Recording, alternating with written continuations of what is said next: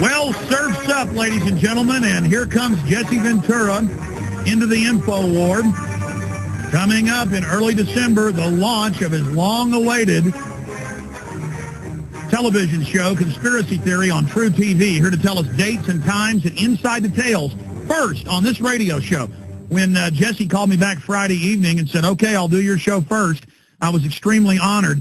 And so, Governor, I really do appreciate you coming here first to talk about it. I know the media blitz starts later today and tomorrow, but we were finishing up when you got cut off by that break. You were talking about you're not surprised Obama's approval ratings dropped. Yours went from the mid-70s to the high 40s, but that was 4 years later. My issue... Yeah, that's true, Alex, but it's going to happen. You know, the honeymoon wears off. The hard decisions have to be made. People many times disagree with those tough decisions, and your approval rating starts to fall. The positive for me, the way I always looked at it, was like this. I was in a three-way race, not a two-way race. I won with only 37%. So even if my approval, say, fell all the way to 45, that was still 8 points higher than what I won with. Sure, and George W. Bush's went from 92 to 39, but again, that took so he had to have been lower than 39. Yeah, some approval ratings had him at 25. I mean, there's so many polls. I would guess he would sound with the hardcore Republicans. In the end, I can't see him even getting over 30% approval rating. Well, I know Congress... That's just a political gift from his party. Exactly. I know that the overall Congress, both parties, had an 11% when he left office, and it's now going back down that direction again. My point is, Obama's approval rating has broken records, according to the major pollsters, for falling the fastest in the first year of a new administration. And now he's losing his base. The CBS News last night reported he is putting in 40,000 more troops in Afghanistan. And Jesse, I know you've researched this and are well read on this subject. Let's talk about this right now and then get into the show. There's 12 times the opium, 12 times coming out of Afghanistan of what was coming out 8 years ago. And even the BBC admits our troops are guarding the opium so, quote, the Taliban doesn't get it. No, that's so the banks can launder $500 billion in smack every year. Governor Ventura, your take on this war? Well, to me, welcome in my lifetime now. How wonderful it is. Welcome to another Vietnam. It's that simple. It's going to accomplish nothing. Guys are going to die over there on a constant basis as they have in Iraq. And, you know, welcome to another Vietnam. When this is all over and done with, I do it right now, Alex. I sit back and go, how is Jesse Ventura benefiting from these two wars? And I can't think of a thing. And yet, we've got people out there protesting whether people should be able to go see a doctor or not. If we wouldn't have fought these two wars, we'd have plenty of money for health care, wouldn't we? Absolutely. And my point is, wars, wars are the most destructive thing mankind can do. And when he engages in them, it has no benefit.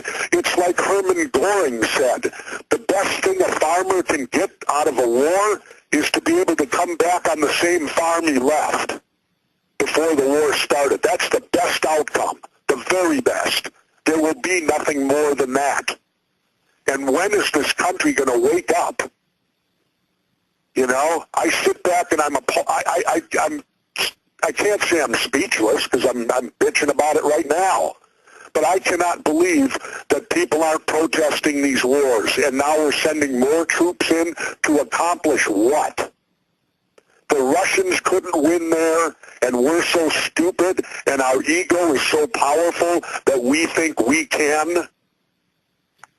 Well, they can't win the state of objective to bring democracy and freedom to Afghanistan, but if the objective is to destabilize the region and have bases to menace Iran and China, and if the state of objective, the real objective is to launder drug proceeds, then it's mission accomplished. They just need to sit there. If that's indeed what it is, Alex, then you're absolutely correct. It's mission accomplished. If that's what they're accomplishing out of this, I can't prove that that's what they are or aren't doing at this time, but certainly from a base perspective of Jesse Ventura, American citizen, I don't understand how I benefit by these wars one bit or any of the rest of us benefit by them one bit.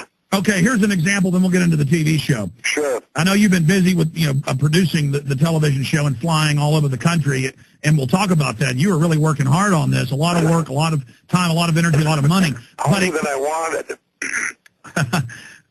But at the same time, it came out 2 weeks ago, New York Times, that Mohammed Karzai's brother is the head opium kingpin in Afghanistan, and that he is a CIA operative on CIA payroll, and that basically so is Mohammed Karzai, and that our troops are guarding his poppy fields. And I was driving down the road a few months ago and heard BBC report the same thing before the New York Times did, and I already knew that. But to hear them report that, oh, we guard the opium because if we don't guard it, another Taliban group will get it and then they'll get too much power. That's what they're telling the troops. We guard the opium to win the war. You know the CIA got caught with opium in Southeast Asia and Vietnam. We're now in Colombia putting bases in. Anywhere there's drugs, our troops are there to eradicate the other guy's drugs and protect the drug kingpins that launder their money through U.S. and European banks. And add to that the fact that that's how the CIA gets their revenue so that they can then do operations that they can keep away from Congress. Because if they have to do operations that require them to get money from our tax money, then they have to be forward enough to let Congress know what they're doing with the money. But if they're getting money via illegal drugs and making all sorts of money out of that end of the world, they then don't have to declare any of that to Congress, and that's when they can do these dirty jobs that the American public will never know about. Governor Jesse Ventura, that is the nail on the head. Absolutely. I hadn't even thought to make that point. All those tens of billions in unaccountable money that these private interests... They run their operations so that they don't have to be accountable to the Congress. Absolutely. In fact, in '96, that came out on C-SPAN with the CIA Inspector General testifying that the CIA brought in the crack cocaine epidemic. Well, that I don't know. You know about that, Alex. I don't. I can only speak to what I know about, and you're better well read on it than I am. Well, no, I mean, you know as much or more than I do. You just brought up the key point that they're funding their black operations with this. Oh yeah, no, I've felt that and known that for a long, long time. That's the simple way to do it. That's how you keep it out of the public eye. That's how you can get money to do political assassinations, like in the old days when they used to attempt to kill Castro. Okay, I'm going to shut up. If they do that, if they get money from Congress, then they have to submit reports, and it has to be far more above board. But if they get the money from somewhere else, which can be dirty drug money, well, then they can spend it on any operations they want to do, and they don't have to be accountable to the American public or the Congress for it. Absolutely. Governor, we've got you here to talk about the TV show, but sure. So I'm going to stop getting off on other issues. I apologize, but it's always interesting to hear your truthful perspective, because you're absolutely right on those issues. Where to start with the TV show? I mean, I've seen the one promo clip where you went out to HARP and they threatened to arrest you, and then suddenly the equipment went dead. Let's go through the 7 episodes and give people an idea what's coming up. Well, hopefully I can remember them all. I'll tell you, it was so hectic shooting them that sometimes I had to jump from one episode to another episode.